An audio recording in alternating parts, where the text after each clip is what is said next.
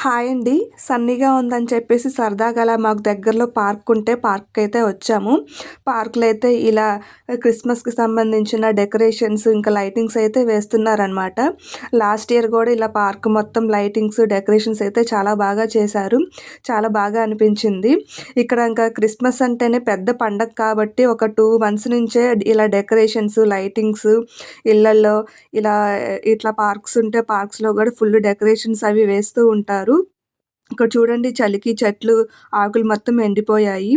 ఇంకా పూర్తవ్వలేదనమాట lightings, decorations. ఇంకా పూర్తయితే ఇంకా నైట్ టైమ్ అయితే చాలా లైటింగ్స్ అయితే చాలా బావుంటుంది. ఇంకా మన ఊర్లలో తిరణాలు చేస్తారు గదా! తిరణాల్లాగే అనిపిస్తుంది ఫుల్ లైటింగ్స్‌తో.